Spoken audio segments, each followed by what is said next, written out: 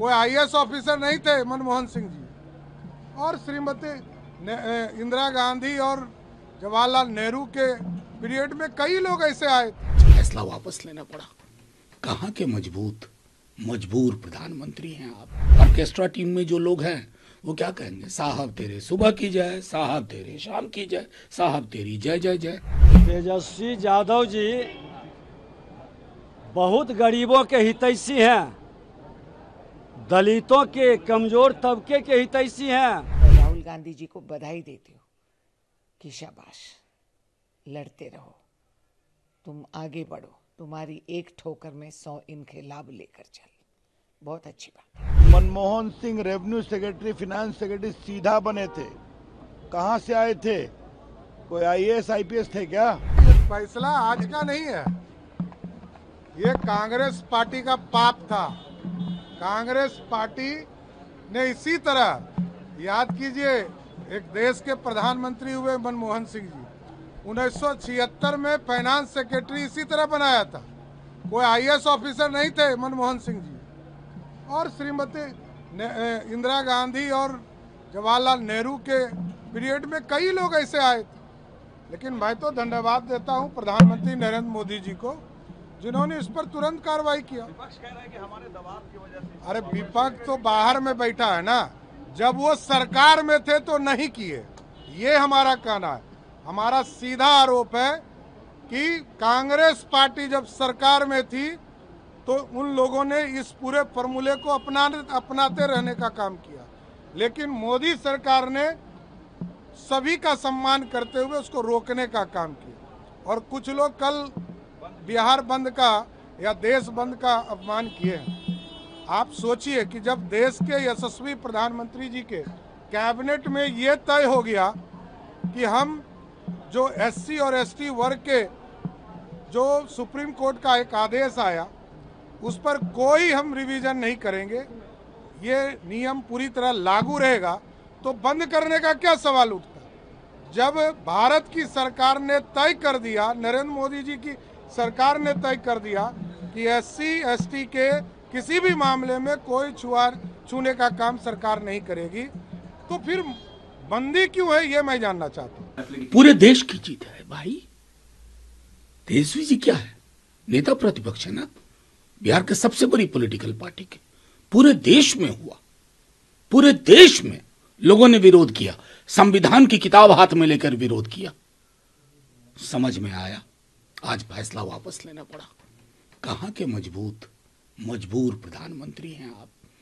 यूं ही फैसले लेते हैं बिना सोचे समझे, संविधान को दरकिनार करते हुए, प्रावधानों को दरकिनार करते हुए।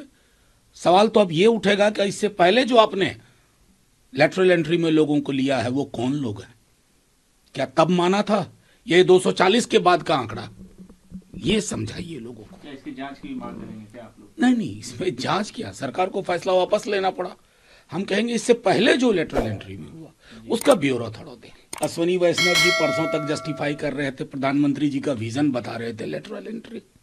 2 दिन बाद कह रहे हैं कि सामाजिक न्याय के लिए प्रधानमंत्री के अंदर बड़ी पीड़ा। ये पीड़ा पैदा कब हुई, कब जन्म हुआ इसका, लोग सब समझते हैं। लेकिन हाँ, ऑर्केस्ट्रा टीम में जो लोग हैं वो क्या कहेंगे, साहब तेरे सुबह की जय, साहब तेरे शाम की जय, साहब तेरी जय जय जय। आपको लगता है कि एनडीए के साथियों ने भी दबाव बनाया?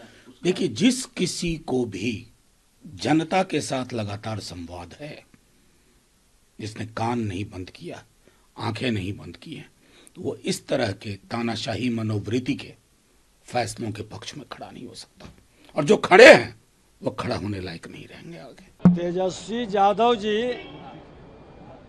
बहुत गरीबों के हितैषी हैं, दलितों के, कमजोर तबके के हितैषी हैं। वो घोषणा करें कि जो हम उसके हक को मार रहे हैं, ऐसे मानसिकता के लोग उसके लिए अपने अधिकार को उसके हवाले करेंगे? है हिम्मत? अरे वो भी देश के प्रधानमंत्री नरेंद्र मोदी जी और बिहार के मुख्यमंत्री नीतीश कुमार जी कमजोर तबका के, दलितों, शोषितों, गरीबों के हित में काम करते हैं। जो अपने पार्टी के अंदर दलितों को, गरीबों को बंधुआ मजदूर के तरह रखते हैं, वो आरक्षण की बात करने वाले बेईमानी कर रहे हैं। प्रधानमंत्री आदेश करते जाएंगे, विपक्ष में हमारा नेता राहुल गांधी बताते जाएंगे कि तुम्हारा गलतियां क्या है। इसके ऊपर तो बहुत लाद देते हैं। राहुल गांधी को जिस तरह सताना है, जिस तरह उनको बेइज्जती करना है, कहीं और बिठा दे, उनका घर निकाल दे, उनका पद निकाल दे, ये बहुत करे हैं। मगर क्यों? राहुल गांधी अपने आप के लिए नहीं लड़ रहा है, देश के लिए, संविधान की सुरक्षा के लिए। तो राहुल गांधी ने ठीक कहा, तो अब क्यों नहीं कहते वो जो शब्द इनको इस्तेमाल कर रहे थे? तब इनको हम क्या कहें? इनको कोई जानकारी है, समझ है? फर्जी डॉक्यूमेंट लेकर हम पढ़े लिखे बन गए तो बहुत मुश्किल होता है, क्योंकि ज्ञान रहना चाहिए, संविधान को समझना चाहिए, आपके रूह में वो रहना चाहिए जब आप इस पद पे आके बैठते हैं। तो मैं राहुल गांधी जी को बधाई देती हूँ कि शाबाश, लड़ते रहो, तुम आगे बढ़ो, तुम्हारी एक ठोकर में 100 इनकलाब लेकर चल। बहुत अच्छी बात है। तेजस्वी यादव को कुछ याद दिलाना जरूरी है।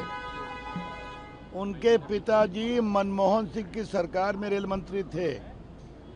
Manmohan Singh revenue secretary, finance secretary सीधा बने थे। कहाँ से आए थे? कोई आईएएस आईपीएस थे क्या? विजय केलकर बने वित्त सचिव, बाहर से आए थे ना। पूरे कांग्रेस का इतिहास भरा हुआ है। मोन्टेक सिंह अहलुवालिया कहाँ से आए थे? वित्त विभाग के बड़े बड़े सचिव बने, वो भी बाहर से आए थे। तेजस्वी बाबू, थोड़ा होमवर्क करना सीखिए। यहाँ तो हमारे मोदी जी ने स्पष्ट कहा, पिछड़ों के हक पर हम कोई हमला नहीं होने देंगे। उसको कैंसिल किया जो यूपीएससी ने कोशिश की थी। उसी प्रकार से क्रीमी लेयर के सुप्रीम कोर्ट के फैसले को कहा, ये हमें मान्य नहीं है। एससी एसटी का हम पूरा सम्मान करते हैं। ये मोदी जी हैं। और वैसे क्या आरक्षण पर बोलते हैं तेजस्वी बाबू? आरक्षण का तो एकमात्र लाभ आपके परिवार को मिलता है, जहां पर पार्टी की नंबर 1 की कुर्सी आरक्षित है।